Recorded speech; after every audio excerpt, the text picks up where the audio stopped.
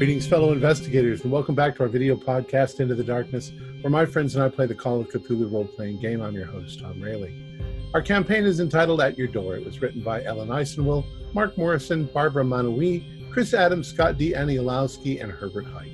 I'm your game master, and this is episode 14. Our recap will be given by Jason Melichok as his character, Dr. Ethan Carlisle. So, without any further delay, let's continue our journey into the darkness. Jason? When last we left off, Dr. Evans and Dr. Mills stayed in what we believed to be Jenny's garage to observe the house, while Dr. Liege, Dr. Flores, and myself went to find the flat-tabled rock. Evans and Mills grew bored as time passed and decided to enter the house, where they came in contact with an intelligent gray mold that started growing on Dr. Mills, and when bleach was applied, actively tried to avoid it. Evans found a videotape of an almost 20-foot Jenny carrying two full-grown cows, one on each shoulder, and then she sacrifices them. Evans then saw what they are calling a mother goddess, one that was seen at Don Biozine. I have no clue what they're talking about. All that happened there was an electrical discharge and some excuse me, I'm really not sure what happened there. Then we searched at the Black Rock area and found some dried husks of something. Not sure what it was. It's biological. Had some radio contact between the other group at the house and ourselves, and they were to meet up at our location. After almost 2 hours of radio silence, we decided to head back towards the house and look for our missing comrades. We went back to the house, and then we found a trail down a cliff to a beachfront. There was a cave entrance, and it took 3 of us to move a boulder that covered the entrance. We quietly entered the cave structure, and then we entered a chamber, and there it was. It was giant. It was furry. It had huge mouth filled with teeth. It jumped and landed on Dr. Flores. It was slobbering. It was a giant puppy, a giant talking puppy named Willie.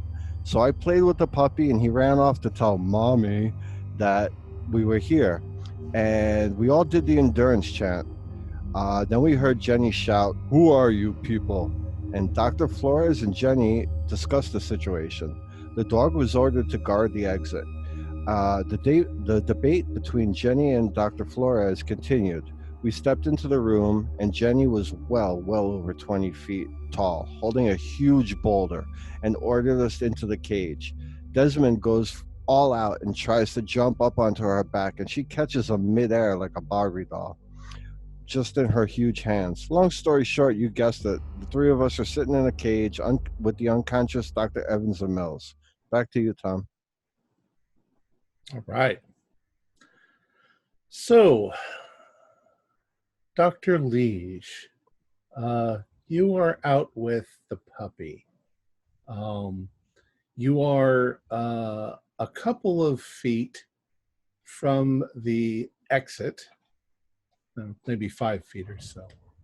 And it's an exit that you have to get down on your hands and knees to kind of crawl through to get out, because there wasn't much room to get in the first place. What would you like to do? Now, if you recall the shape of the cave, there's also like a cubby nearby, and but it's fairly dark where you are. All right, so if I'm remembering correctly, the floor of the cave is a combination of sand, gravel, and just flat stone. Right. How much so how much of an echo is there? Well, I mean, what you'd expect from a cave. Not a tremendous amount of echo. Okay. So would it be safe to assume that Jenny had heard Willie saying that I can't pass? Not necessarily. She didn't seem to be hearing you talking earlier. Of course, she did have music going, and she probably still has music going. Okay.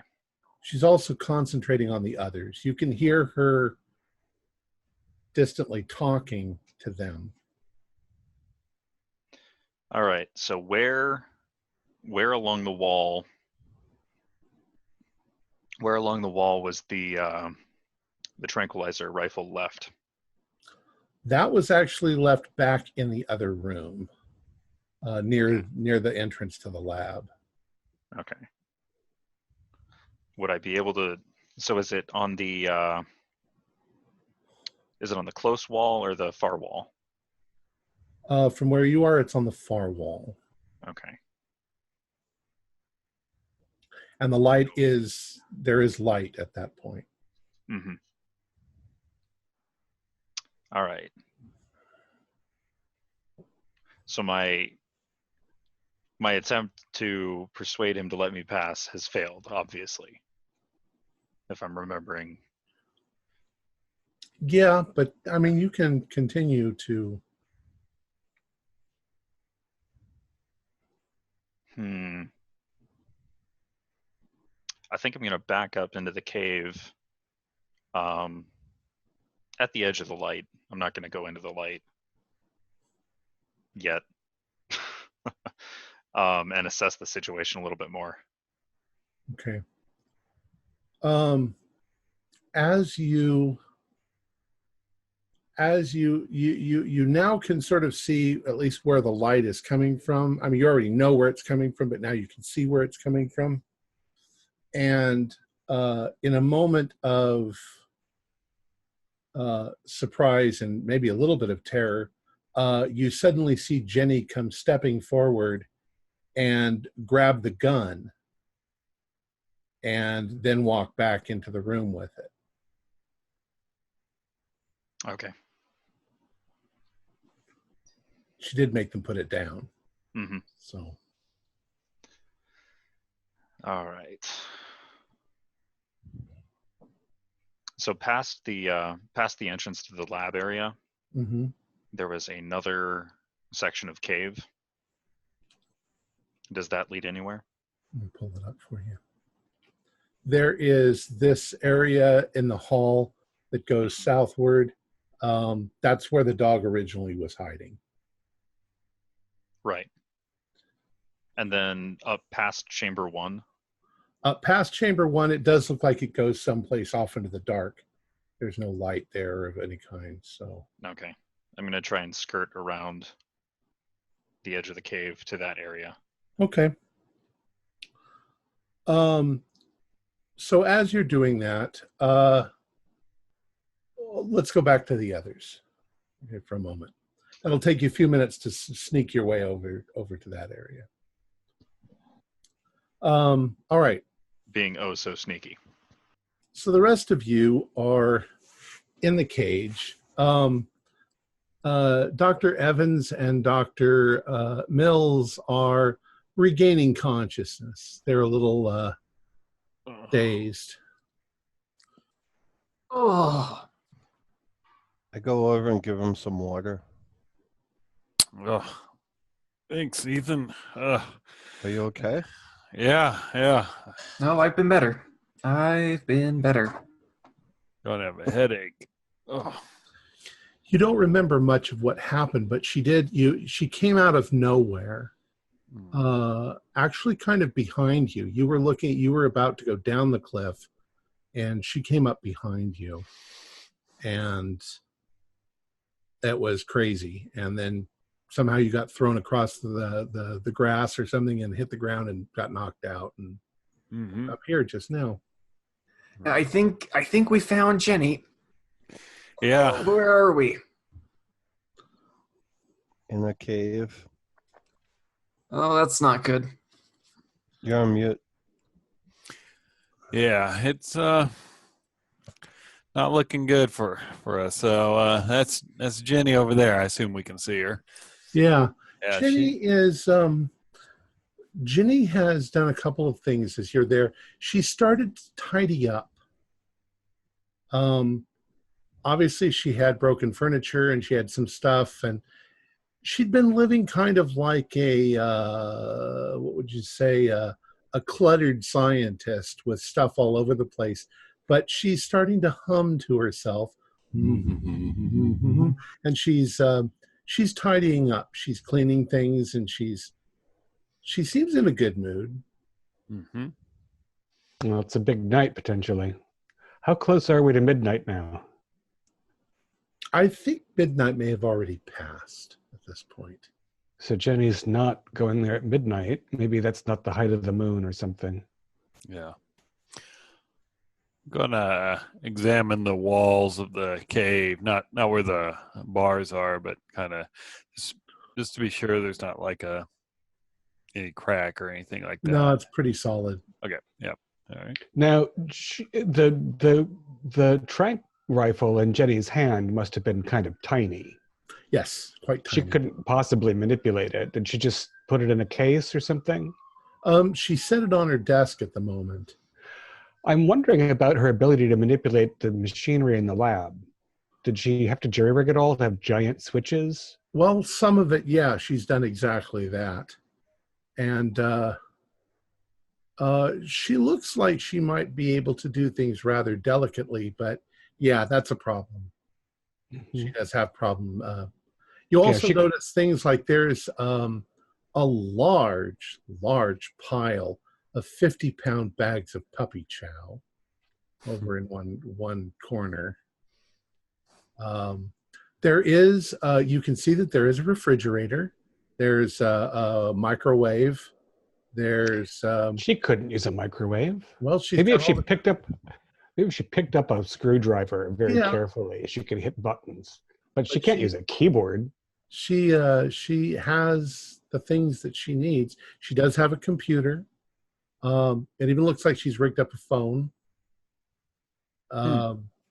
She's got all the stuff that she would need for a lab.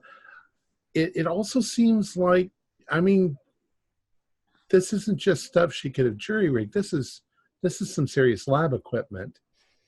You know, She's still an employee. Yeah. But is there any way to guess at what research she's actively engaged in? Any samples, substances, not from visible inside, machinery? Not from inside the.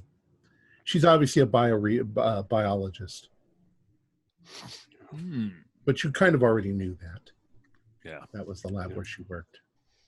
Well, one of us is going to have... Oh, sorry, I didn't mean to interrupt. Okay, go ahead. I was just going to say, one of us has to talk to her, and I don't think... Desmond, I don't know if you should be the one yet. Yeah, I might have made a bad impression trying to jump on her back. Oh. Okay. Yeah, you missed a couple things. Yeah. So it turns out that this cave is along the riverside at the bottom of the cliff behind her house. Yeah. And so the intercom we spoke to, she has set up to go down here because she's hiding out. In addition to this lab that we can see outside the jail that she built in here somehow, she's got a dog that can talk, and it's very large, and it has multiple rows of sharp teeth in its mouth, and it's, as intelligent as a 4-year-old child, more or less. Yeah, and it has tentacles instead of whiskers, just so you know. Oh. Yeah, I'm just not shocked at this point. And Everything else I've seen today. Oh. And all 4 of us are now captive. Remember, all 4 of us are here captive. All 4? Yes, all 4 of us. Every one of us, all 4. It's also worth noting we were at the Table Rock, and we know that she's performed blood sacrifices there, at least of cattle. No, I saw the tape. I saw the tape. Yeah, and we read the Endurance Chant a few minutes ago too. And it didn't help give me an advantage over our captor. Yeah. Nice. Are the iron bars cemented in? Or are they driven into rock, or are they? It looks like it's like a gate. So it's like a jail cell gate. And one end of it has been driven into the rock, or at least bolted to it. So it's pretty secure. It's not going to be something that you could easily. Right. Even if she were gone for 2 hours. Um, I mean, 3 of us having chanted the endurance chant might have a chance to bend some of it, do but a not if she's here. do a spot hidden roll for me. All of us? Or? Those of you who are inside the 20. No, I failed. So that's an extreme, or it's a hard success. 78. My head is still in a lot of pain. Failed by 1, but I'll let Desmond handle. Yeah, Dr. I don't. Flores, as you're examining the bars, there's little details that you start to notice. Is that a fingernail? Is that a blood stain on the wall there? Have there been other people in this cage? Mm-hmm. I'm not gonna. I'm gonna discuss those things only with Dr. Carlisle in whispering tones because the ladies have just woken up. But it's not as though she anticipated us coming here and built this cage just for us. Now, I should also, I failed to mention this before, but Jenny was pretty much unclothed when she first appeared. She has now taken steps to appear a little bit more modest. She's got some sheets and things which she's tied around herself. So that And she's still humming along. Yeah, humming along, cleaning, neatening things up. Do you want to ask Dr. Carlisle if she's expecting company other than us? And also, we thought we'd see her at the Table Rock by now. Yeah, I think it's a good thing that she's cleaning up and put clothes because at least she's maintaining some humanity. It's not like, well, at least I hope, Jenny, excuse me. Yes. Yes. Sorry. Can we talk for a minute? I mean, Well, I'm cleaning right now, but I do have a question for you. What do you want for dinner? Or is it lunchtime? No, it's breakfast. nighttime. What do you want for breakfast? Well, what's the choice? Well, I've got, and she says, I've got frozen dinners, frozen fast food. I could cook you something. My friends always told me I was a pretty good cook. You know what? You just surprised us. That's all right. But I wanted to bring up the point. As you saw the rifle, it was only a tranquilizer. Oh, yeah. We didn't come. She walks over to that and picks it up and snaps it in half with one hand. We didn't come here to hurt you. As you could tell, we could have come with weaponry. We chose the least damaging item we could bring, and we brought one of them. That doesn't matter right now. Are you expecting company? You seem to be cleaning up. You're the only company I have. Oh, cool. I mean, I'm fascinated by the situation, I have to admit. Although I'm... Sorry, Doc.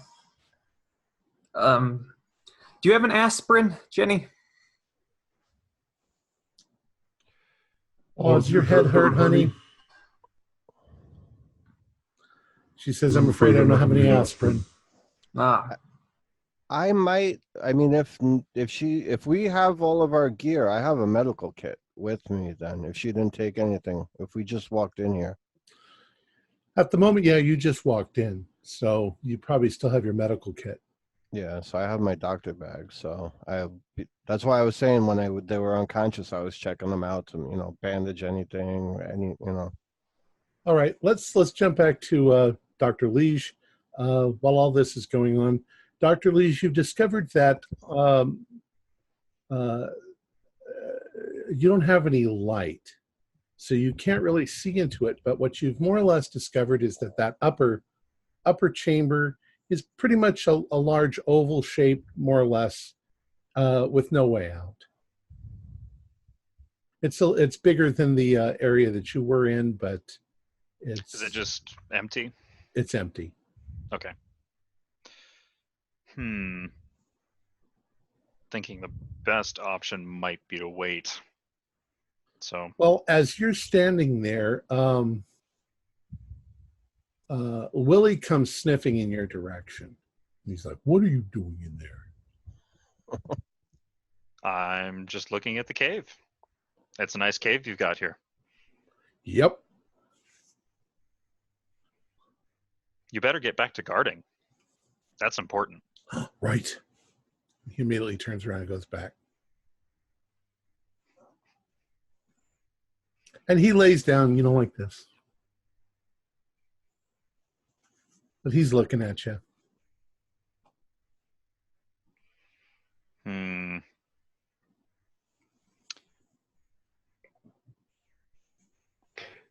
So Ethan, I'm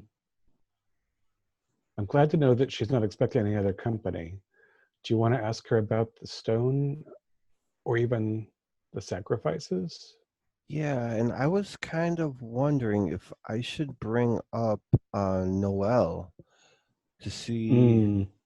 I mean, at some point, I would like to confront her and make her aware of what she's done. That might cause a moral break. I would save that that's after like some friendlier but it's true. She doesn't seem to understand that she's killed Noelle. So maybe ask about this table rock first, and then general small talk, and then we found Noelle's car at the bottom of a ravine with a giant handprint on the hood. And she's acting pretty friendly. I mean, you might even be able to talk to. I think she's just happy to have somebody to talk to, actually. She might be happy to have somebody to sacrifice. Ooh, yes. Jenny. She looks over at you. Can you tell me about your puppy? Oh, Willie? Yeah. I've had Willie for a long time. I mean, he speaks, right? It's not just me. Like, I've not lost it that much, really, have I? No, he talks. It's one of the developments. He also is becoming in the same way that I am. I noticed his whiskers. It's all part of the great change. Is that what have to do with that altar? You're talking about the table. Correct. Yes.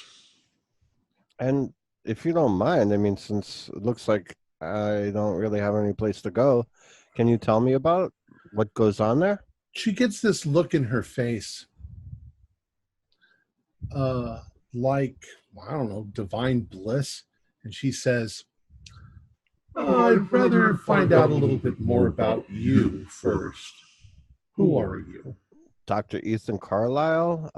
I'm actually a veterinarian, zookeeper, animal expert. Oh, that's why I'm good. so interested in your puppy. Well, he's changing just like I'm changing. And as she says that, she comes closer to the bars. And I'd like you to do a spot hidden. 06. Extreme. These things that are sort of growing under her arms, you can see from the way the light plays on them, they're slightly translucent. And she's growing another set of arms. Oh, wow. You can do a sanity roll for that. Yeah. 70. I failed that. 1d4. 3. I'm getting mighty low, guys. It startles and disturbs you to see that she's changing too. This excuse me, Jenny. This change. It's all part of the glorious rebirth. We're finally becoming what we should be. What, sorry, just a little, I got a headache too. What's causing it? Is this scientific research or? She blesses us with her bounty. she, can you elaborate? The Divine Mother. See, I've heard this said before, but it's, you know, It She looks over at Desmond and she says, "What about you? Mm. What's your story?" Do you want my name and credentials, or do you want to talk about the Divine Mother? We'll talk about that later. I'd rather talk about who you are, what your credentials are. I'm a mycologist primarily, although I do various research work. My name is Desmond Flores. Mycologist. Mm-hmm. I know a fun guy you should meet sometime. Yes. I think we met some of that in your house. Is that also going through the divine changes? That greedy gray rot? That's just skin cells. Yeah. Well, it might just be skin cells, or it might be a plague that takes over the west coast of the country. Nah. It seems awfully clever. Life is life. Earthly life. What's your story, ladies? I'm Dr. Heather Mills. I teach biology at the University of California. So another biologist. Good. Yeah. Came out to dance in the dark when the moon is new. Where did you hear that reference? Well, that's why I came here, Noel. I heard it from Noel. Well, Noelle's not here right now. I know. We know. We discussed that. We're trying to find her. She walks away suddenly, and rips open a bag of doggy chow, and pours it into a little kid's swimming pool with no water in it, and says, "Willie, come and get some food." And Willie jumps up and starts running immediately to get some food. And when she shouts this, I'm assuming she says it loud enough for it to reach both the dog and me. Yeah. Oh boy. "Oh boy, Mommy, I want some food." that's a big dog. Yeah, I told you. I'm gonna sneak on out of here. The dog is distracted. All right. No, you didn't ask about me. Oh, what's your story? No, I'm Dr. Margaret Evans, a parasitologist from Utah, and one of the people who found Noelle's car at the bottom of a ravine. What are you all doing searching around for Noelle? Well, You're all biologists. we're all working for Full Wilderness. Are you familiar with Full Wilderness? Of course. The blasphemies at Don Biozyme have been causing some trouble, Jenny. I don't know what you're talking about. Some of the Divine Mother's offspring have been held captive there in an attempt to reproduce some of the experiments that Finlay have been undertaking. We were instrumental on freeing the Divine Mother from that compound in one of her instantiations, but it looks like you have another. And the Divine Mother is not some pet to experiment on. She is life itself. You don't know what you're talking about. The Divine Mother was not held captive there. Finley merely found a way to call her. And milk her and steal her offspring. If it wasn't for that, I wouldn't be here. Yes, I'm surprised that as one of the faithful, you feel comfortable with that. Don't you think the Divine Mother has a greater plan than Dr. Finlay has? The Divine Mother doesn't think about plans. It's just life. The greatest day of my life was when I sucked the milk directly from her teat. And if it wasn't for the fact If Finley had called her, I would have never had such an opportunity. And what opportunities does Noelle have now? Noelle is not anything right now. Don't worry about Noelle. Stop bringing up Noelle. Do you know that her car's at the bottom of the ravine? Dinner's ready, she says. And she goes and gets quite a few breakfasts, actually. I rolled a 26. Willie, noisily eating, says, "Well, Mommy, what about the man?" And she's like, "Willie, what are you talking about?" "The man in the cave back there." Aren't they're in the cage, dog? She says, "Willie, is there somebody else in the cave?" He's like, "Not anymore." And she goes, "Shit," like this. And all of a sudden, Ginny goes in the opposite direction. She goes deeper into the cave. Jenny, I told you there could be a SWAT. Gone. Oh, okay. I was going to try and stall her. Well, we need to try to get out of here. Dr. Liege, you've climbed out from under the rock, and you're on the beach down by the river, and you know where the path is. What are your plans? What are you thinking that you're going to do? What are you planning on doing? All right, so I want to get back to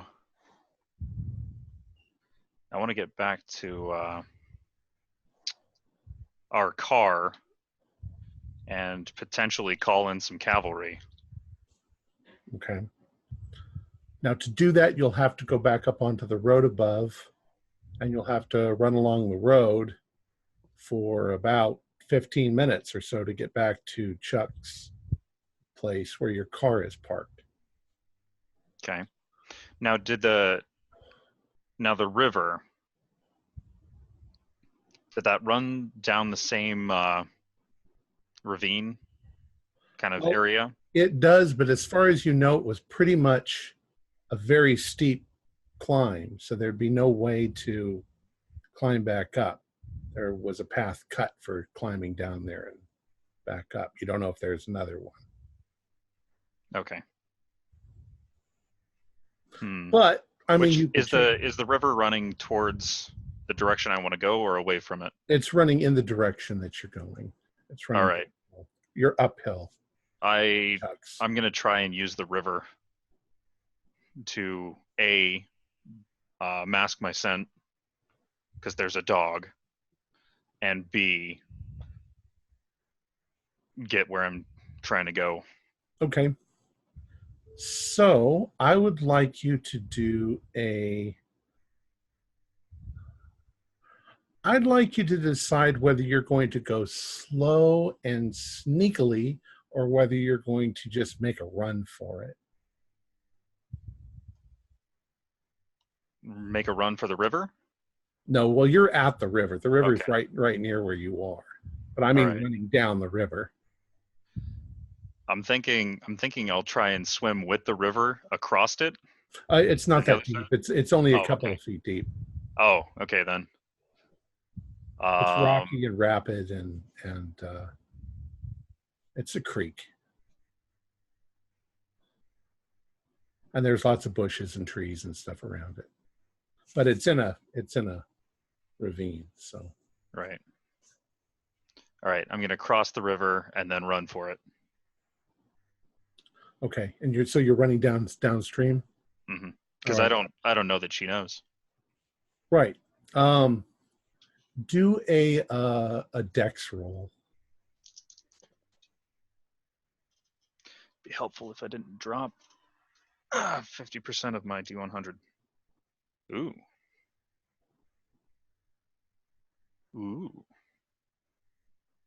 I'm going to spend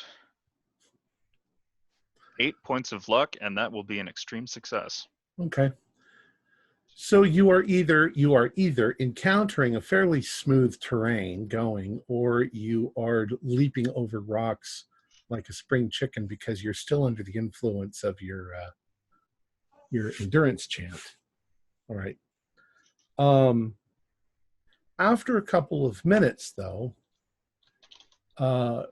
you notice Jenny up on the road, up above, and she's running along looking like this. I'll give it that you see her before she sees you.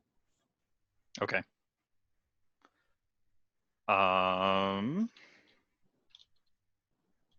Is there...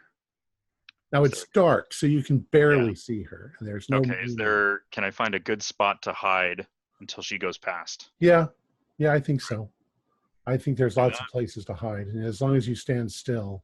Like a fallen log or something. Yeah. All right, but you see her running around, trying to locate where you might be.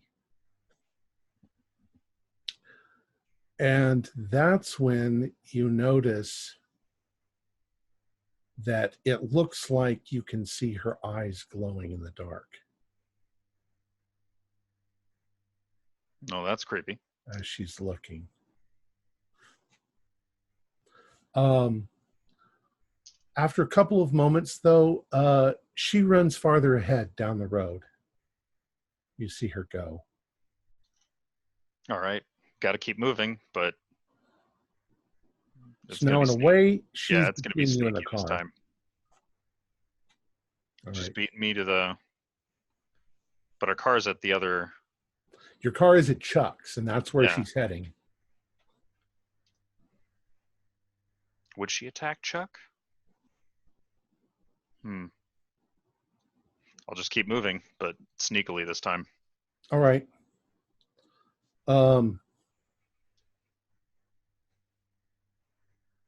Okay, let's go back to the other people. All right, you guys are in the cage. What do you guys want to do? Does anybody have a copy of that of the spell? We need to get out of here. We gotta try to push our way through. There you go. Yeah. All right. Do we got a rope or anything? Maybe we could get the dog over here, wrap a rope around the bars and around his collar and get him to run or something. I was thinking the same Well, thing. I'm reading the spell. So Okay.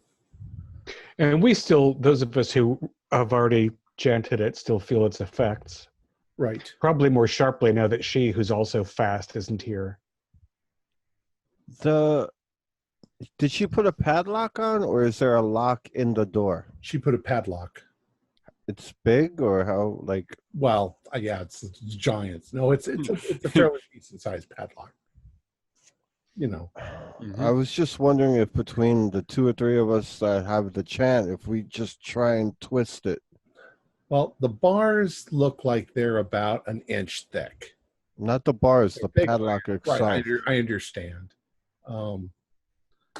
But yeah,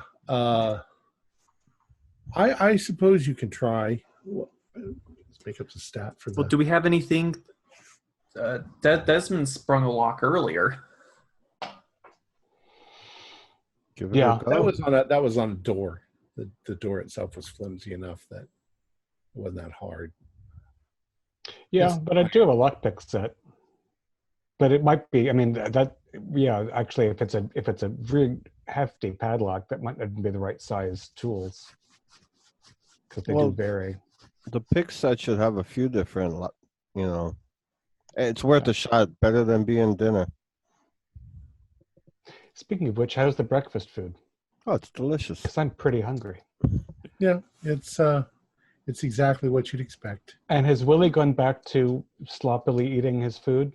Yeah, I mean he takes a couple bites and watches you guys and takes a couple Sure. more bites. And the food's gone pretty quick. Yeah. He's a gobbler. So I finishing up reading the spell. So I'm assuming that I'm feeling Yeah. great. First you feel strange and then you feel good. Mhm. You guys all got the stats on the spell that I Yeah. sent out? Mm-hmm. Okay, I think we all need to just push against the bar, like against the hinge of the cage to see if we can pop it. I don't agree. know how it's going to work. I don't know what else we're going to do. I would like you to all do strength rolls plus 30. Add 30 to a strength or to the 01. die roll? Add 30 to the die roll. Oh, at 30? Oh, 31. 36. 37. Wait, we're stronger, right? Yeah. So we would take 30 off for the die, you mean? Oh, wait. Right, or add 30 to the stat. So my 50 is an 80, so 37 is a Yeah. normal success. Right. Yeah. I'm sorry. You add 30 to the stats. So Okay, Right, so okay. 01. Right, 07. 25. Margaret wants to live. all right. Yeah. I mean, you find that you're bending the bars. Not bending them much, but hopefully after a couple of seconds, I mean, you're bending them to where you might be able to, at least the smallest of you might be able to start to squeeze through. Or At the which strain on the hinge. At which point, Willie Willie. is like, "Hey, what are you guys doing?" Hey, come here, Willie. And I'm going to try and just play with him. Well, he comes over and I grab some of the breakfast food and I palm it. he's like, "I know what you're up to. I'm not stupid." Are you hungry? He's like, "Not really anymore." Oh, then I'll just eat it. Take a bite. This is delicious. And I put it back out. Sure you don't want any? People food. Dr. Carlisle, do a luck roll.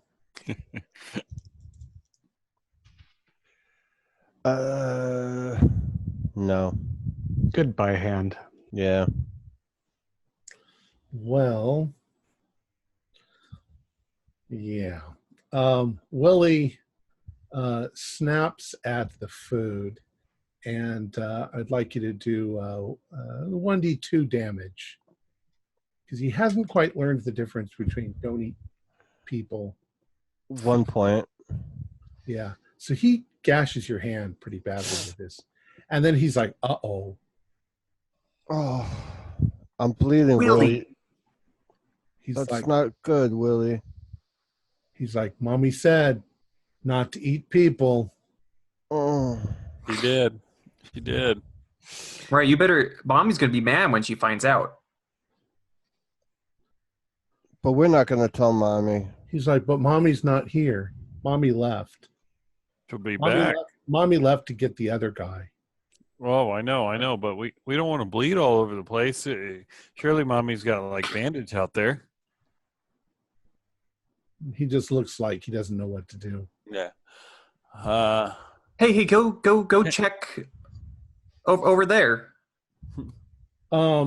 He suddenly looks like he gets an idea, and he trots over to where there's some old sheets, and he picks one up and starts walking back over to you. And Oh, good. Can you hit that padlock with your paw? The lock, I point at it. Just because that rhythm, it helps us clot blood. You're trying to get out. So, I'm not stupid. And he turns and he lays down with his back against the bars. Mm-hmm. So you pretty much now have a wall of bars and fur. Well, how much are the bars pried open? Can I slip through still? I'm size 50. Now he's blocking it. There's not really any way to go through anymore. All right, let's go back to Jonathan. Jonathan, as you're going down, you're getting closer to Chuck's, and you suddenly hear up on the ridge, you hear crashing noises and a man yelling, and you can hear sort of Jenny's booming voice, and then kind of goes quiet. Do I hear what's said or No, Not quite. maybe the words Where is he?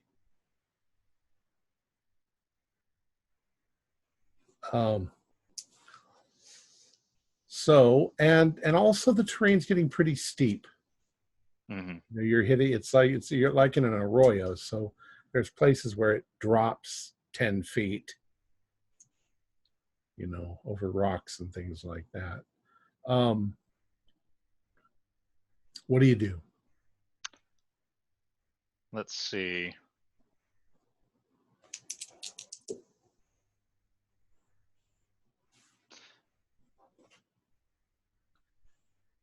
I'm gonna have to wait until she's gone and then climb up. Okay. Unfortunately, to your horror, at one point you look up and you see her eyes, and you're pretty sure she's looking right at you. And you can see from the shadowy shape and from her eyes, once again, that she is now climbing down the cliffside towards your position. Okay. Are you going to stand there and wait for her, or? Keep running with the river, I guess. Okay. I'm going to say that very quickly, though, she heads you off. Okay. Like, stay where you are. She's like, you're with them. You also notice that she has a man slung over her shoulder. Okay. Probably Chuck.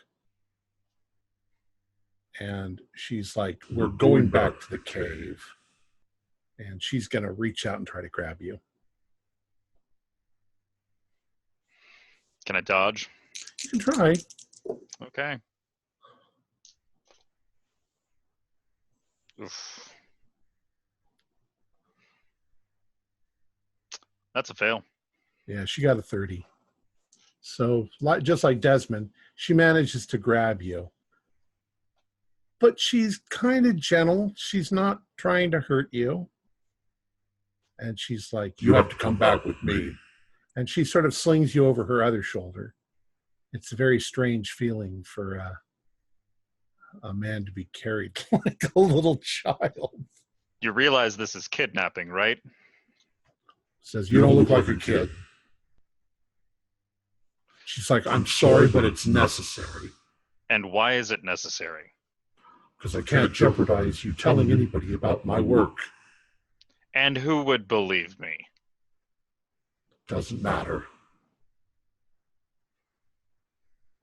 I can't risk it. You could have the police and everybody else up here in no time.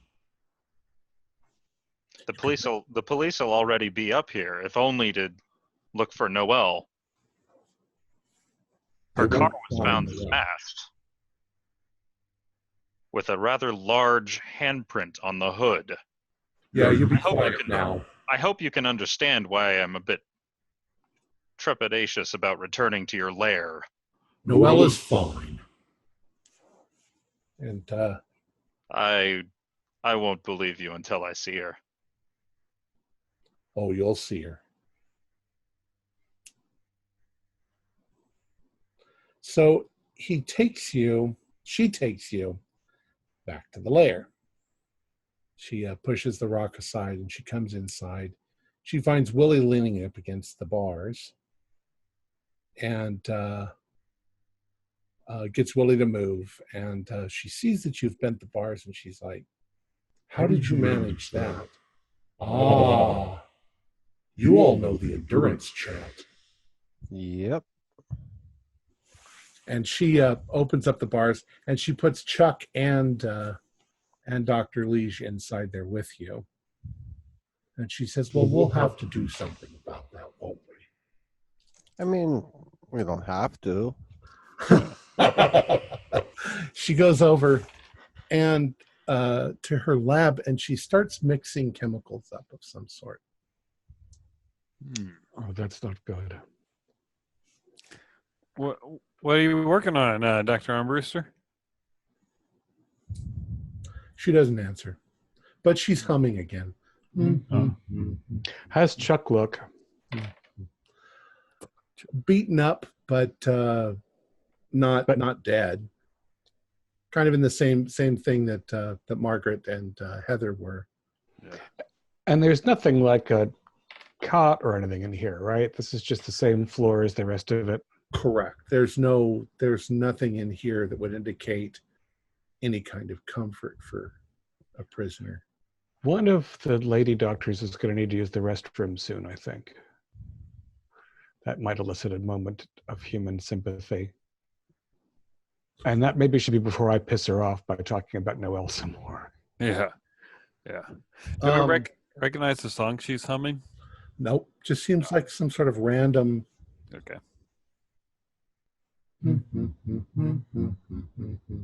It's kind of disconcerting.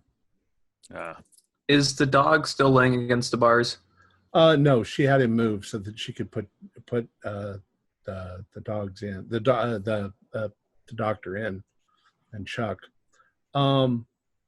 She goes over to the side and there's a fan, like the kind you plug into the wall, and she brings it over and sets it about 5 feet from your cage, pointing inward. Mm. And she plugs it in. Oh, we're not hot, Jenny. It's okay.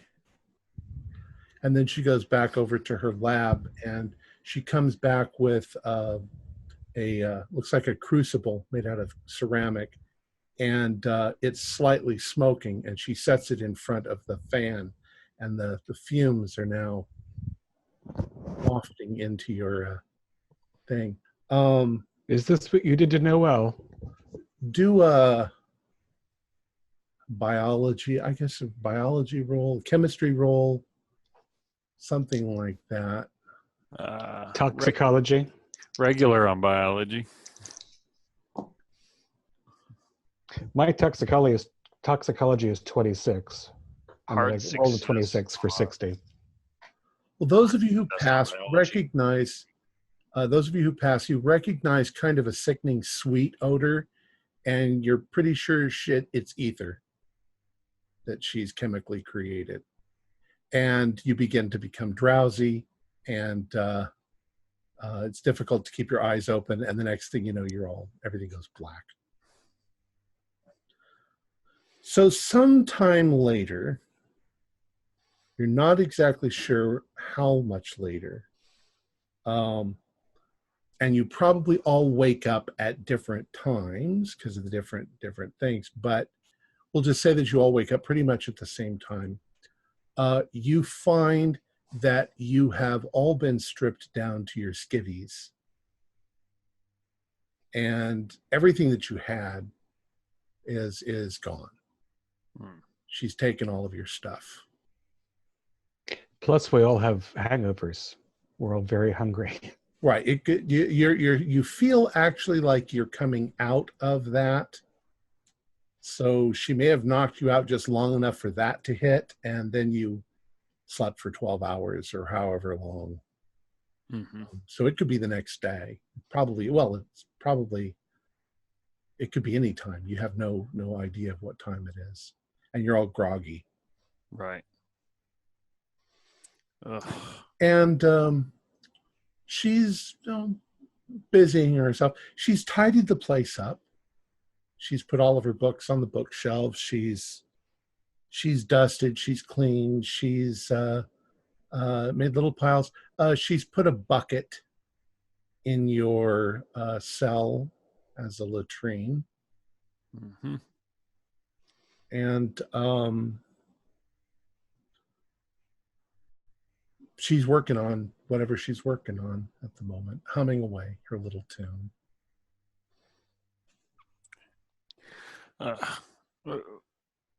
Well, I can't help but feel hopeless, guys. This is pretty bad. Yeah, it's a bad spot, but you gonna feed us sometime, Jenny? Oh, you're awake. Yeah. I will feed you, but I want you to stop goofing around. No more goofing around. There'll be consequences. And she makes some frozen dinners, and she brings them over to you.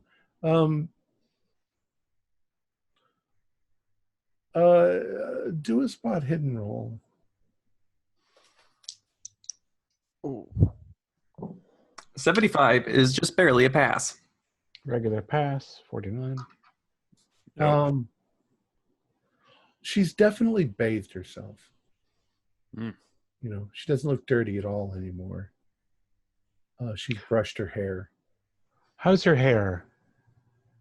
It's fairly short, actually, like she's been chopping it off as it grows.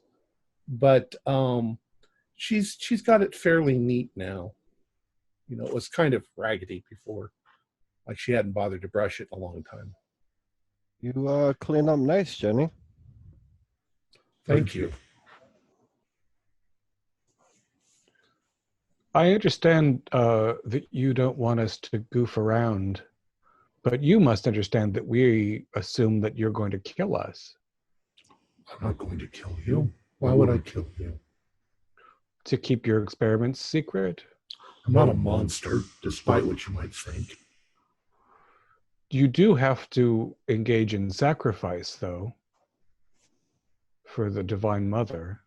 You know a lot more than you surprise me. How do you know the Divine Mother? She destroyed Don Biozyne as we watched. Well, that explains why I haven't heard from Finley.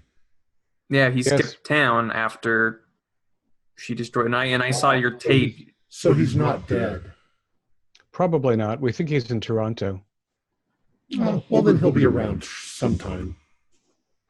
Well, he'll be around in shackles if I have anything to say about it. He checks up on me every once in a while, every couple of months. Who's doing your shopping now that Noel's dead? Well, it's the wonder of the telephone. I can call up the shop in Renuncion, and a boy brings out my groceries, and he leaves them on the front porch, and I pick them up in the middle of the night. He's getting a lot of good exercise. I can order pizza. I can order all the equipment that I need. Speaking of ordering equipment, did you know Harold Gall very well? I don't know who that is. Harold Gall? Yeah.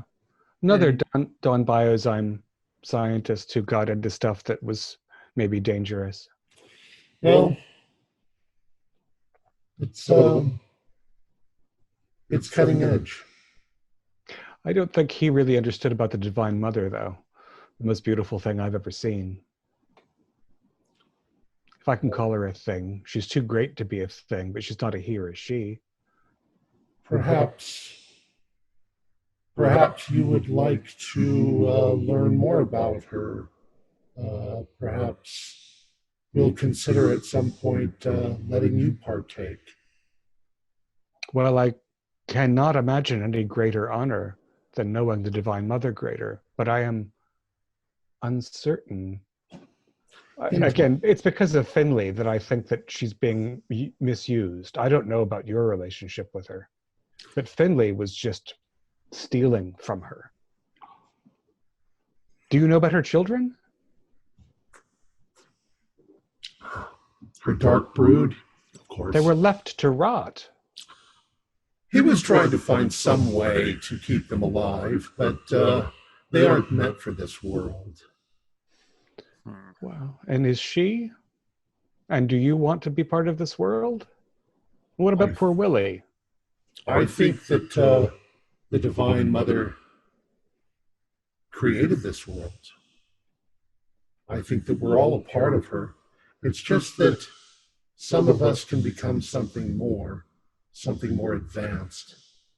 That's what I am now. I am what we should all become at some point.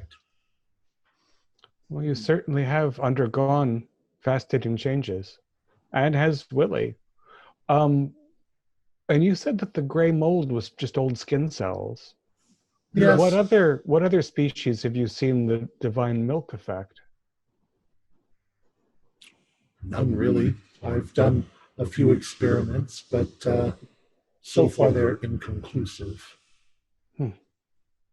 So now, why does killing the cows on the altar? Why did that bring her to the woods? How do you call her? How do you reach out to something like that, wherever it is? It's hard to explain. Well, you know what? I'm a very well-educated woman. I think I could understand. Thank you. It's something you have to experience.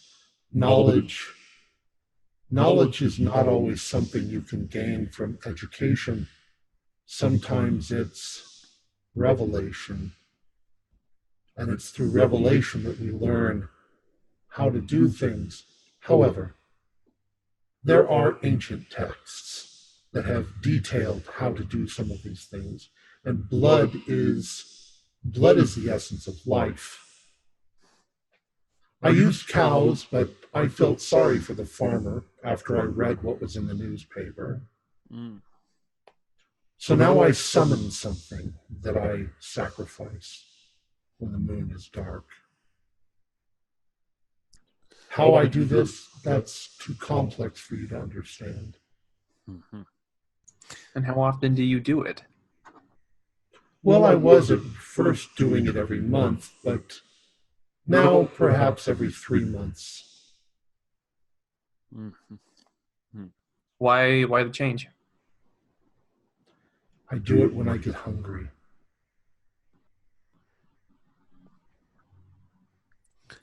Hungry for the divine milk? Yes. Yes.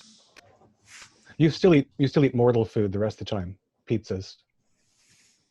I'd rather not discuss about eating right now. Let's find out more about you, especially you, my sneaky little... almost got away from me. What's your name? What do you do? Are you also a biologist? My name is Dr. Liege. And yes.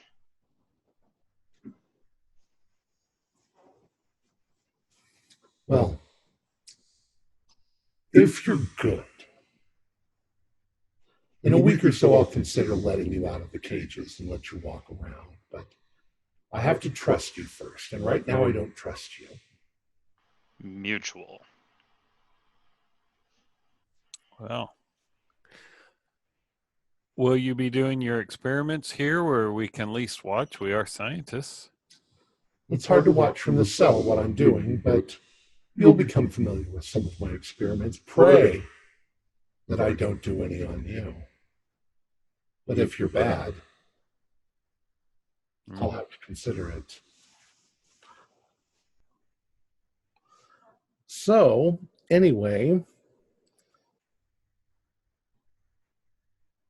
let's just say, for the sake of time, this situation does not resolve itself immediately. Go ahead. I just want to say that if this is going to be an extended period we're here, any chance I get to play with the puppy, call him over, scratches, any chance I get, I'm going to interact with the dog.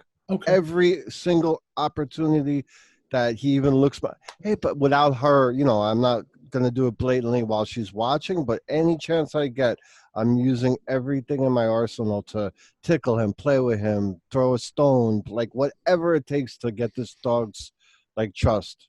Well, do I have animal handling at 70. Yeah, do animal handling. That sounds good. 26. Okay, and we'll call that more like an animal psychology role. Willie seems a completely innocent puppy with a human intellect of 4. And he loves the attention. However, like most puppies, he does not know his own strength. And it is always a danger. You're not out of the cell yet, but you could easily imagine him picking you up and shaking you and tossing you around, thinking that he's being completely innocent, while his shark teeth have torn their way. Right. Okay. And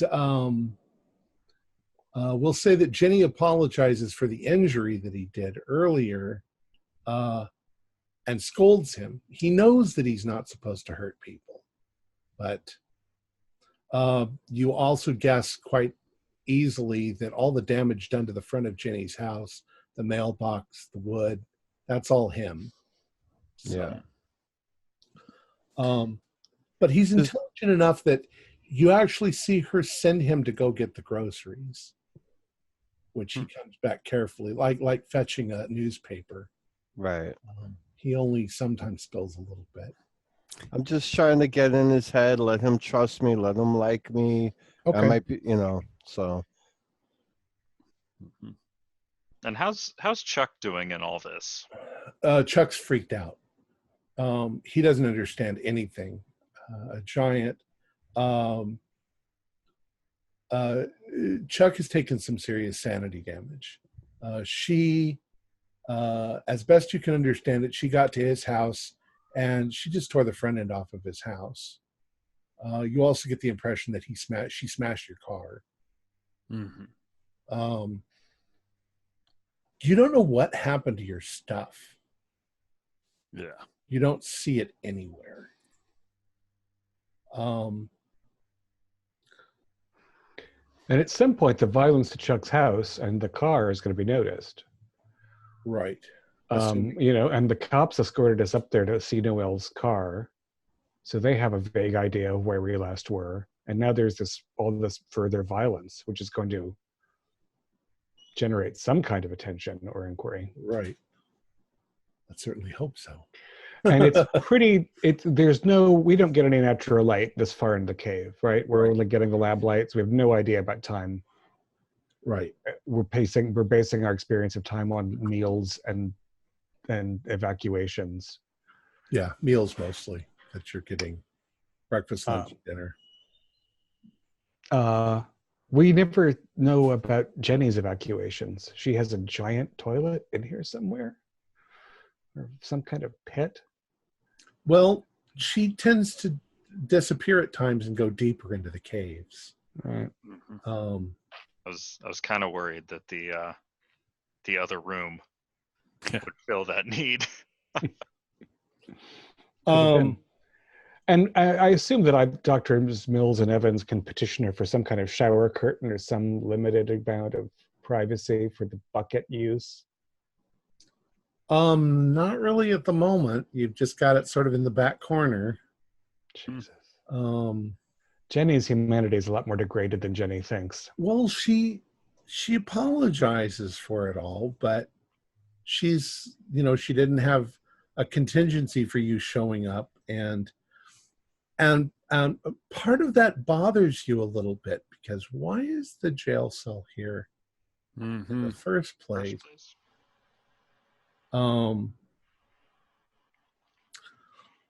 Anyway, after about a week, I think that's sand loss all around, just on general principles. Yeah, I think you can all do a little bit of sand loss. Just do a 1d4. Well, do a 1d2 if you fail. I don't have too much left to lose at this point. I passed my sanity. Nope. I think also what Dr. Ethan said earlier, you kind of see that it's partly there. There is still part of her humanity there. And oddly enough, part of it sort of manifests in that she treats you all like little children. Because to you, to her, you are the size of little children. And she's got a strong sort of motherly aspect. So she scolds you if you do something that she doesn't like, and she praises you oddly if you're a good kid, you're a good person, or whatever. But eventually, after about a week, she lets you out of the cage on the condition that you don't try to escape. And she warns you that she's got contingencies if you are to try to escape. Right. She says she could summon something that would get you, that wouldn't be nearly as gentle as she Sweet is. Willie. Yeah. Okay. You also find that she's more securely blocked the front entrance. So what you guys managed to push aside, she's pretty much got it so that you can't push it aside. But you discover a little bit more to the cave. The areas that are kind of crossing there, that's where it drops down. Okay. You have to do a little bit of a climb downward, but there's the room where there's water coming in, and she'll sometimes have you fetch water in buckets and bring it back. There's this room here. She won't let you go in there.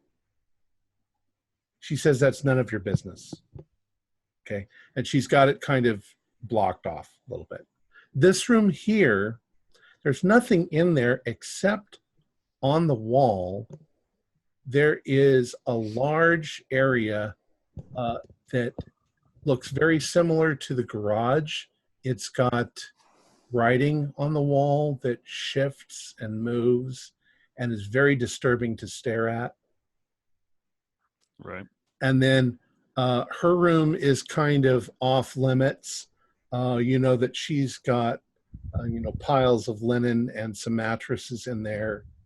And that's more or less where she sleeps and does things. This here is a little bit steep. You can't get down it very easily. So she says, just don't go that way. You might get lost. Hmm. And this is that first little crack. It's far too small to get out of. Right. And that little area above that first crack, she couldn't possibly squeeze into. This area? Correct. Yeah. She could not get into that. Yeah. But she could, I wonder, could she reach into it sufficiently to grab anybody hiding there? No, you do find a few places where you might be able to. You where could her size is a get away from her if you needed to. Of course, you wouldn't be able to go anywhere. Yeah. Right. And you don't have any idea what's over here. And we're dependent on her for food. Right. And also this area up here. She says that she's considering fixing that up for you guys as your permanent new home.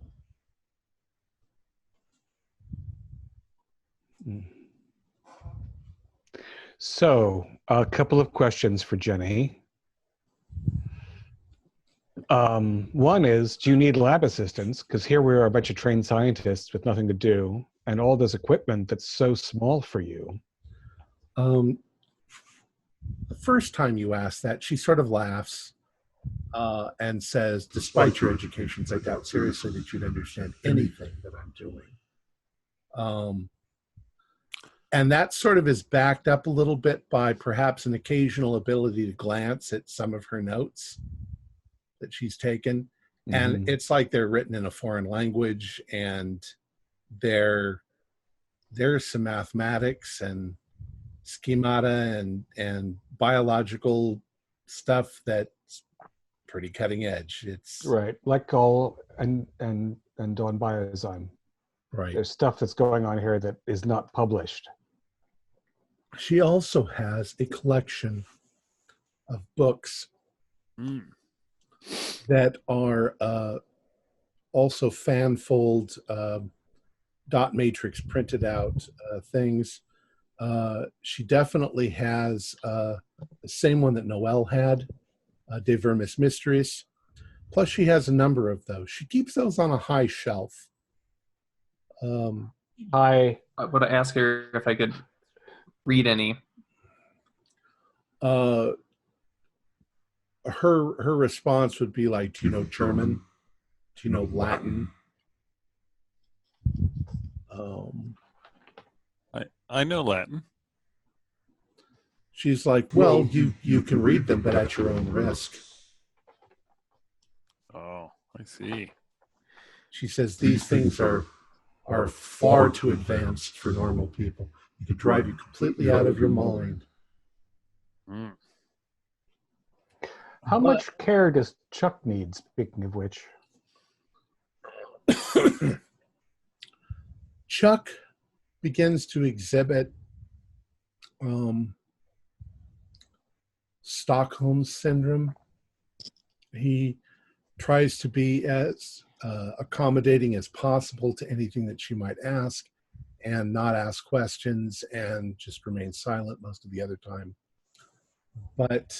And there are no snakes here for him. Well, and his normal curiosity seems to be somewhat dampened. He was traumatized, horribly traumatized, psychologically damaged, and you're not sure what you can do for him. You try talking to him, but it's like there's nobody home. She broke Chuck. Chuck's broken. Yeah. Dang it. I'm not feeling super intact myself. Is there anything that you guys can think of that we can do? Well, it's going to depend on how much. When she leaves the cave, does she shove us back in the cage? I think that's probably exactly what she would do. Yeah. Just to make sure you don't try anything. And she doesn't leave very often. I'd like you to all do a listen roll. I don't hear a thing. Nope.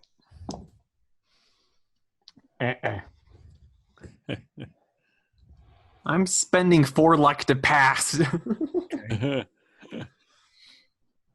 And you, Dr. Leash, anything? No, my ears are still ringing. Dr. Margaret, at night, which you assume is night,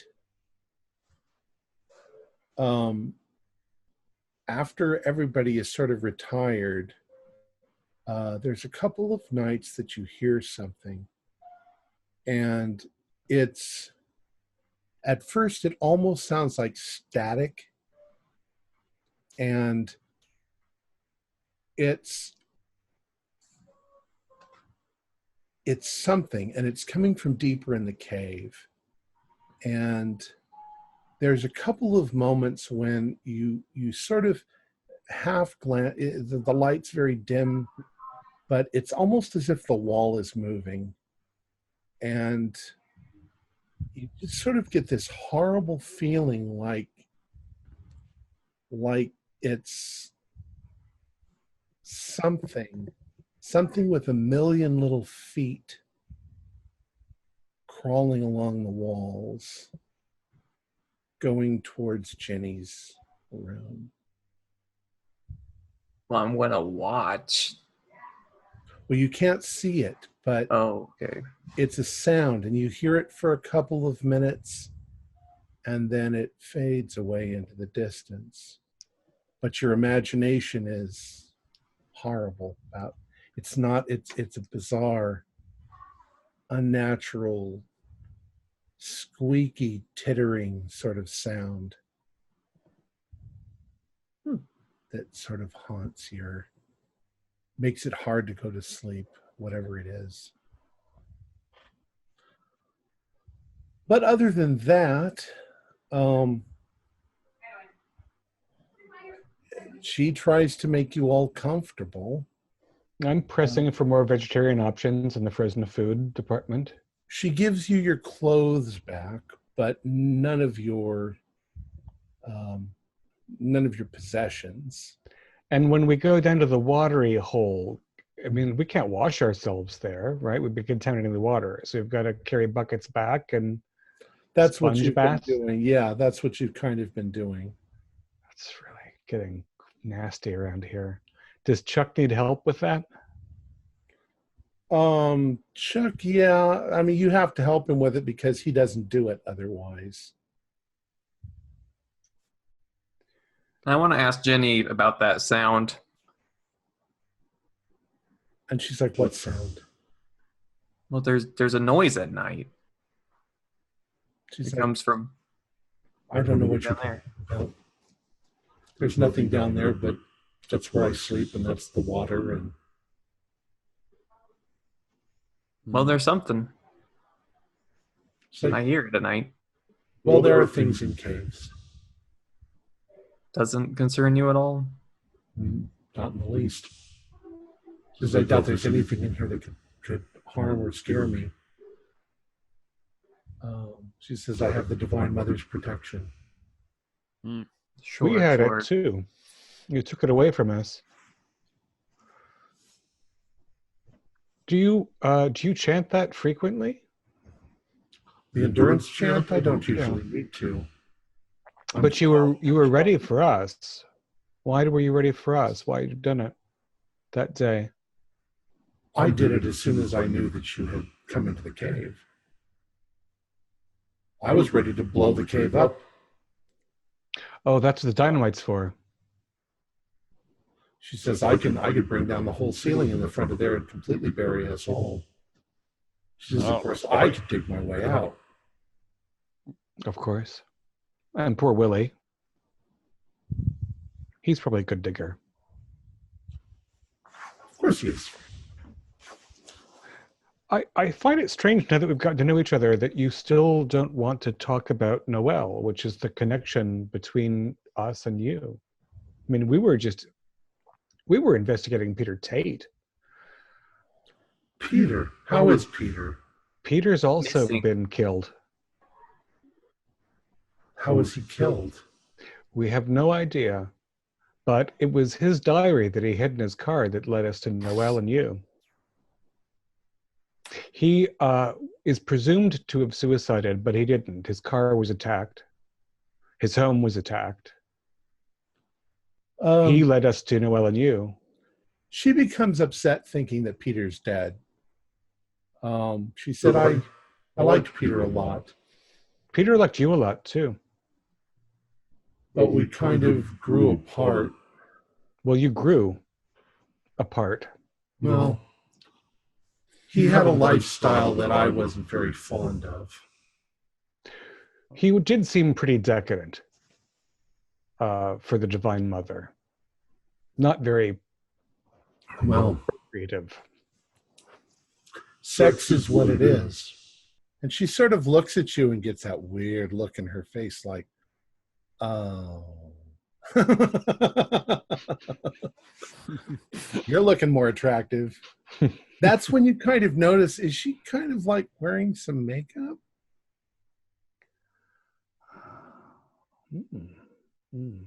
It would take a lot. Yeah.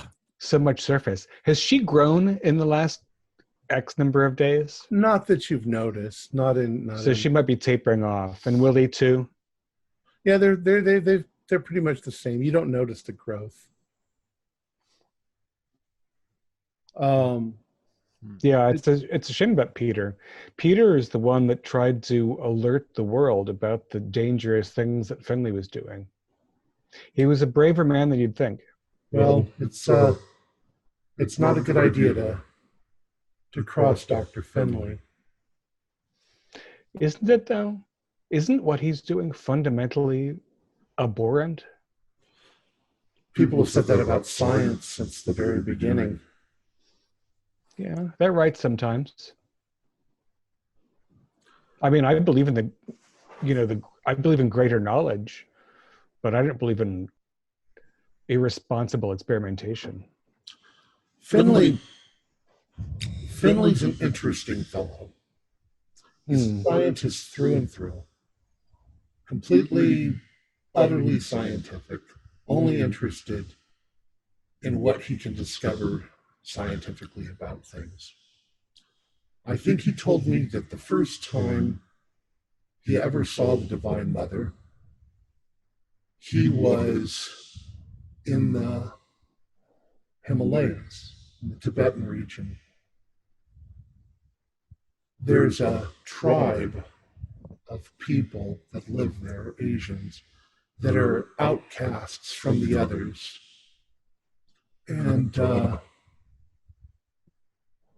he was somewhat initiated into their tribe by marrying one of their women. and but they wouldn't give him the secret. They wouldn't give him the secret of how to call her. So he studied. He sought knowledge in ancient books, and eventually he discovered a way to reproduce what the tribal members had done, but he did it with science. The tribe would milk the mother and then use it on their crops, and their crops would be extremely abundant. And so he wanted to see if there was some sort of enzyme that was causing this. And as you can see, it does cause growth. But it also causes mutation.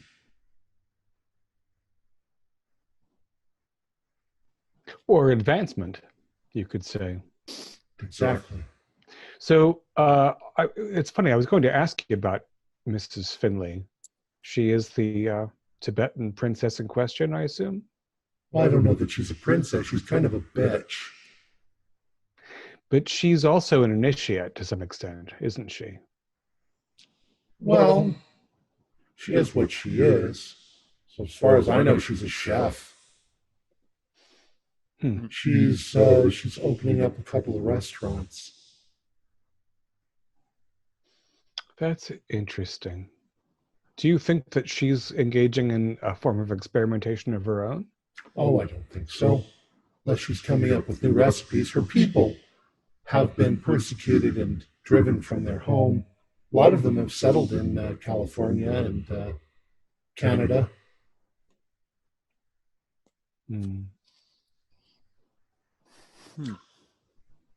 Do you think that she is aware of the Divine Mother and the way that you are and that I hope to be? I think that her people are aware of it. I don't know much about her. She seemed rather petty. Not petty. There's just not much depth to the woman. I thought Finley. She'd rather sit around the swimming pool drinking Mai Tais than anything else. Finley, to me, seemed only interested in personal advancement, not really wisdom. But you worked with him, I didn't. He is what he is. She says, I don't know when he'll show up, but it could be any time. Indeed, it could. Anyways, I'd like to say that at this point, the conversation seems rather inane, and it goes on and on.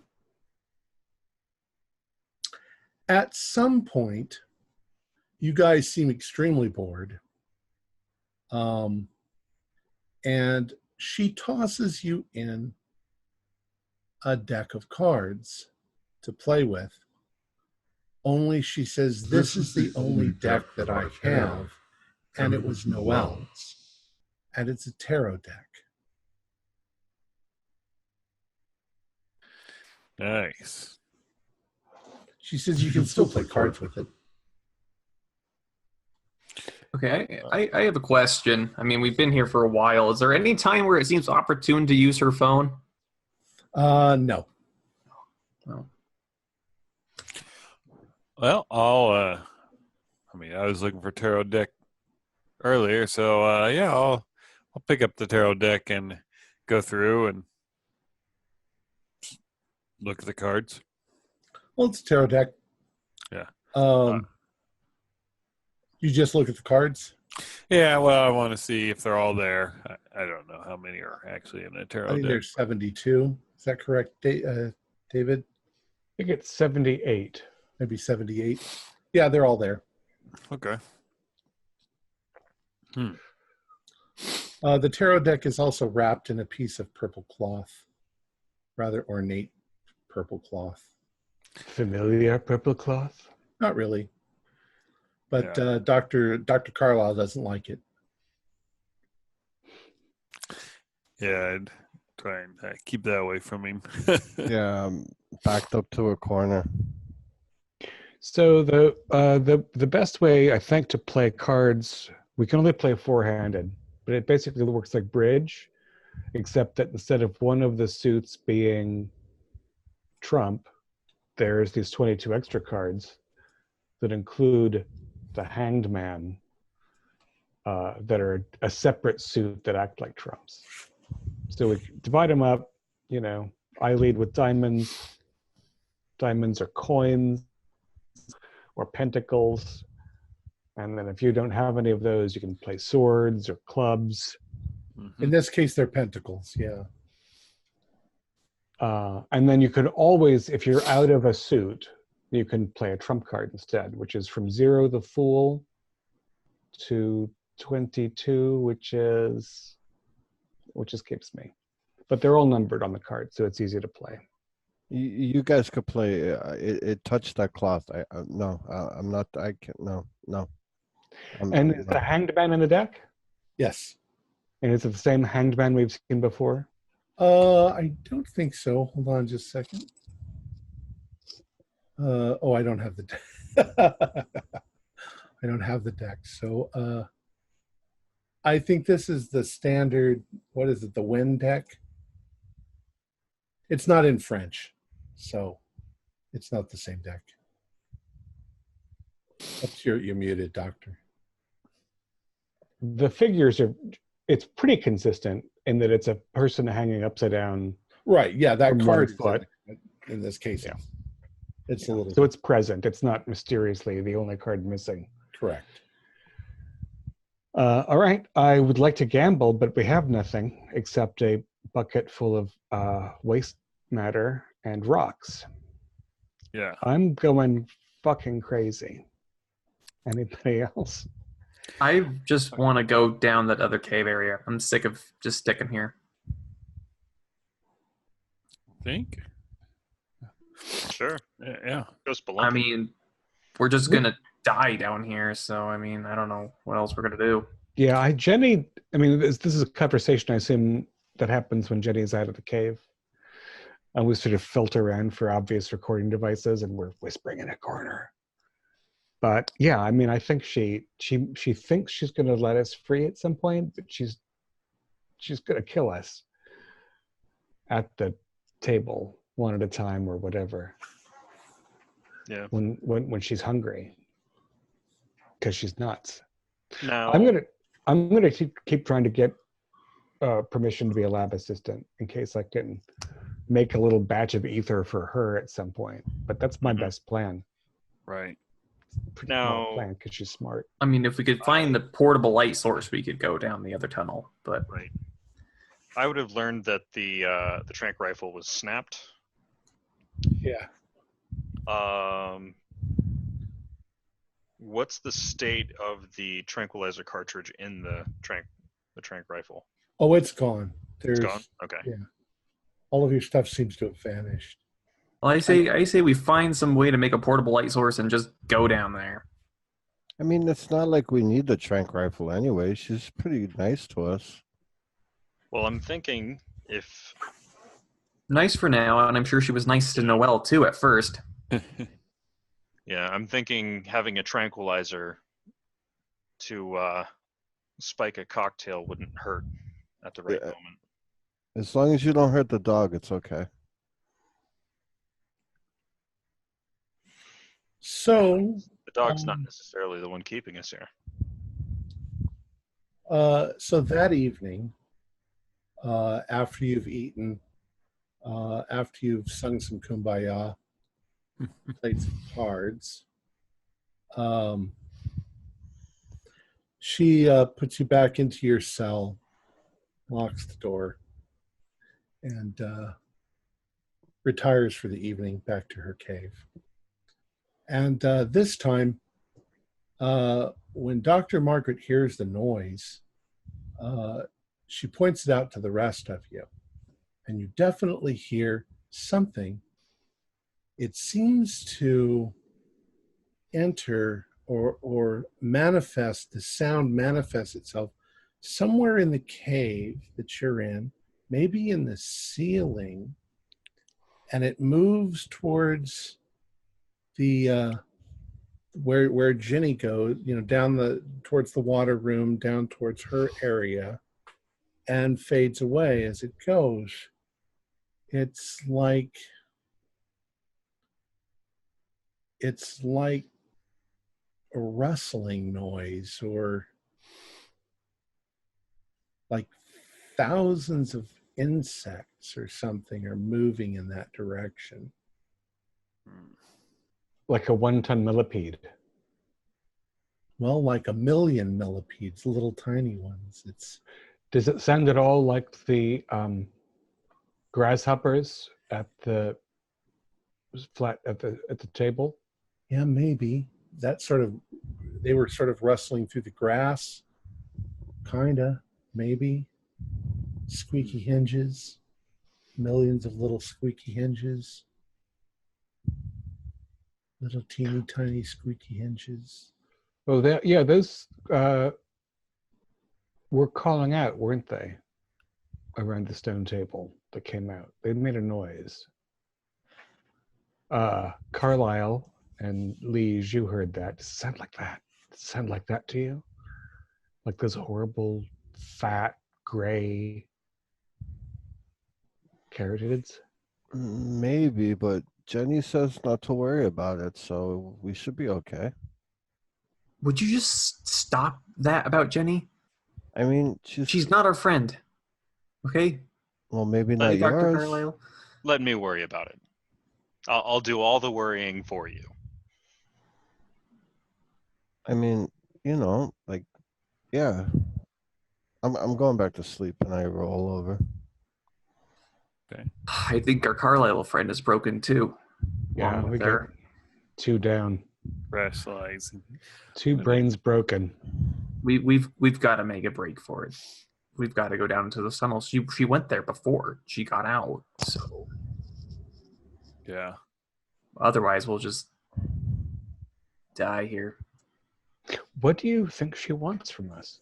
Really? Do you think we're sacrifices? Yes. I mean, I don't know what else to think. That were experiment subjects, both of which don't sound pleasant. And I think she said that rational. Yeah, and she said that she'd only do it if we try to escape, but Yeah. I just have a feeling it's a matter of time, and I'd rather just die sooner than lose my mind down here like our friend. Go. I probably for the millionth time check out the bars, check out the door, check out the hinges, all that. Yeah. Same old. Did she fix the bars that we bent during our great escape?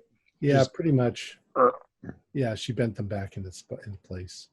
She's also warned you. Mm-hmm. She has.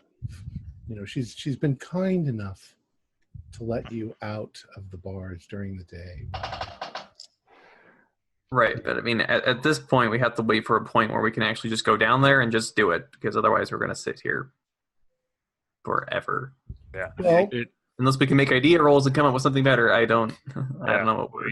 Did we see something like it was steep down? Was that correct? It went Correct. down, not up. Okay. Right. Yeah. And she's told you it just goes deeper into the caves. Right. And we got that one room she doesn't want us to go into it. Right. There, but so eventually you drift off to sleep. mm-hmm. On the next morning, you are awakened by the sound of wood scraping, and then something heavy and wooden being dropped on the ground about 10 feet from your cell. The lights are on, and Jenny is sitting there. And what you see is somebody. They're in the shadows. They're black in the shadows, but it looks like they're dragging a coffin into the room, and that they would have been coming from that direction, not towards the exit.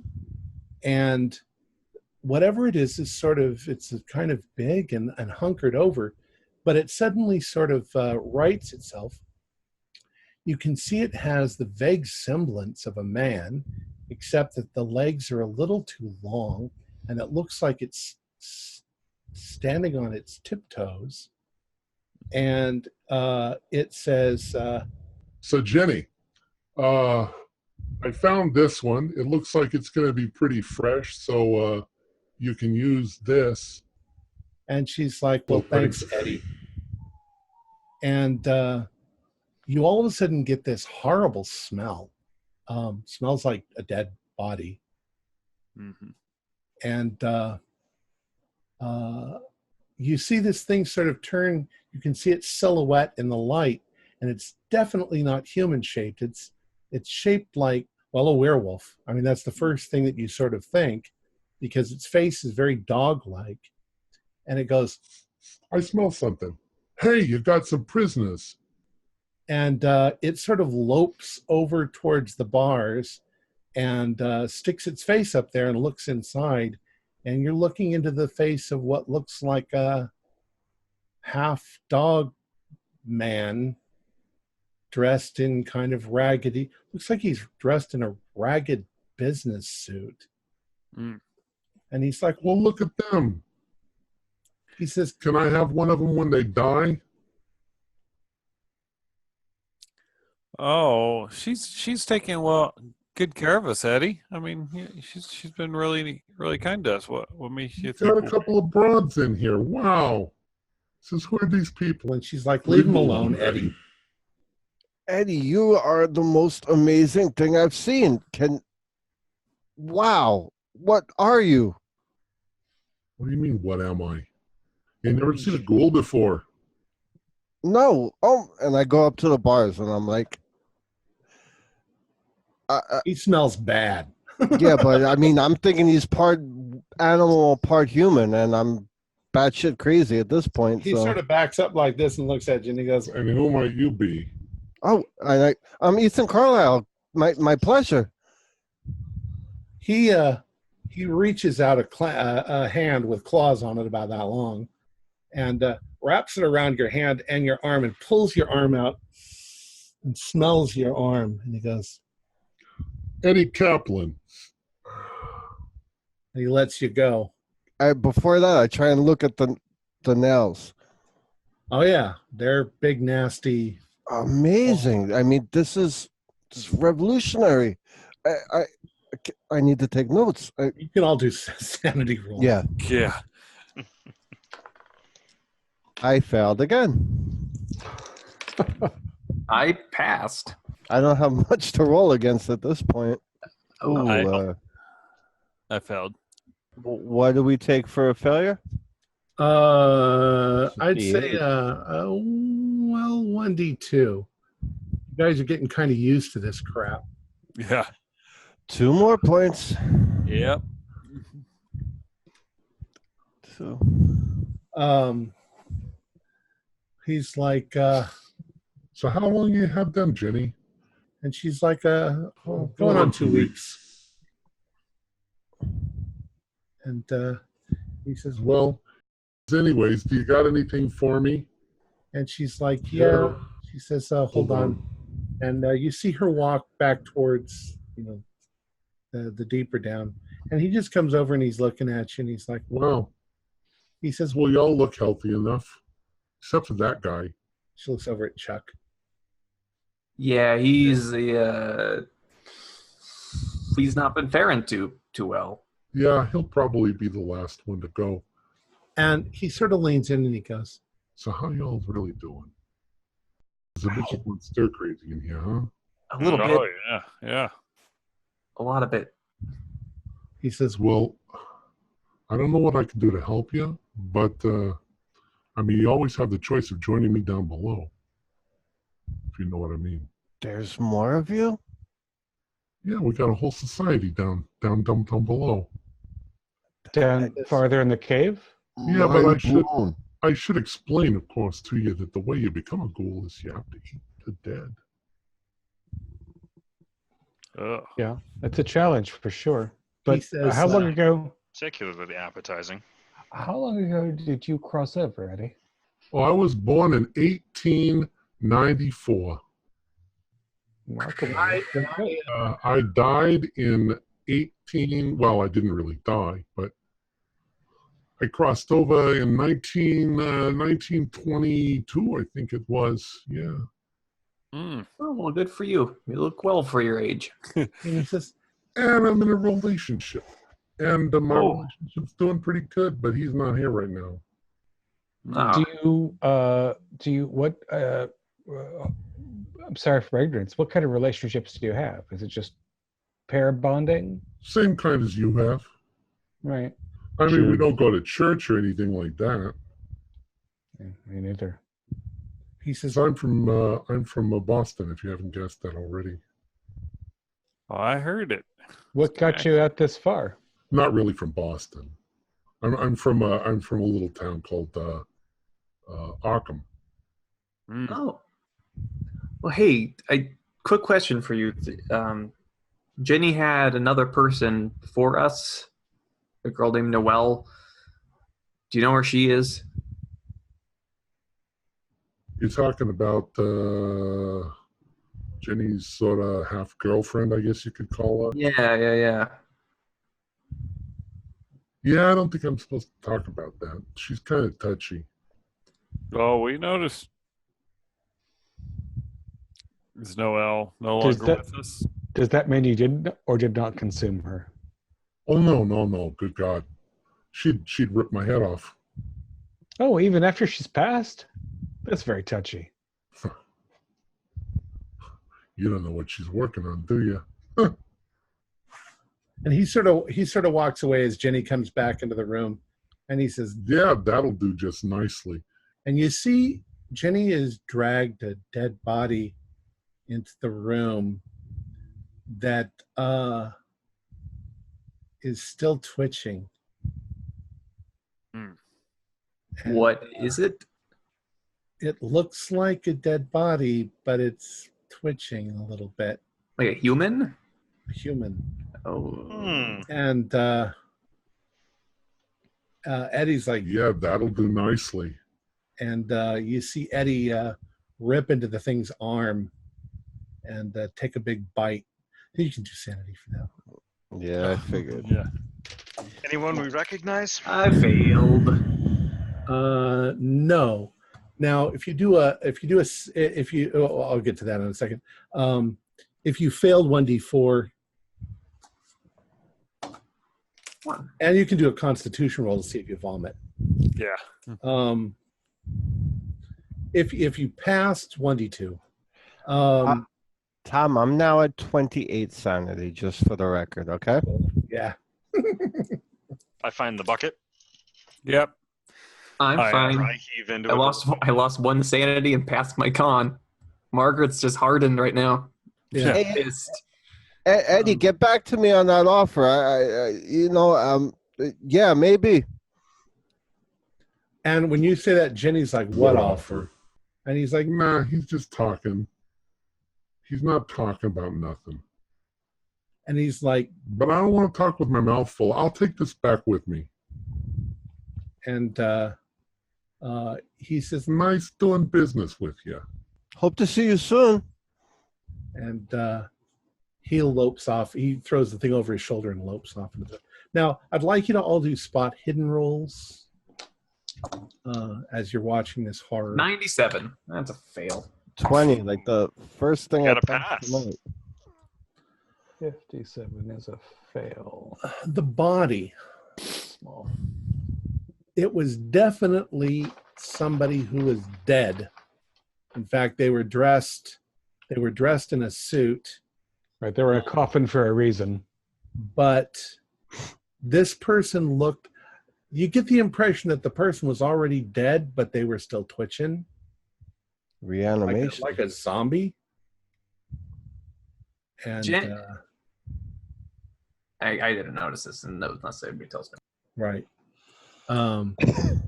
So you guys are all at which point Jenny's like, so who wants breakfast? I do. Got like cold cereal, nothing meaty. And Cheerios. Yeah, we got the Cheerios. yeah, I'll go with that. Jenny, you gotta tell me how you did that. That's like outstanding. What are you talking about? The cadaver, it was twitching. Like you did you like is that like Night of the Living Dead or something? Don't worry about that. You probably wouldn't be able to understand it anyway.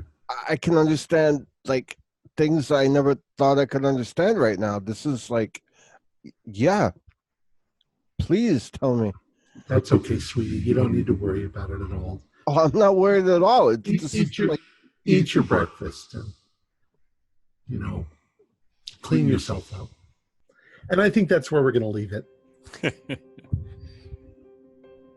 think that's a good spot. All right.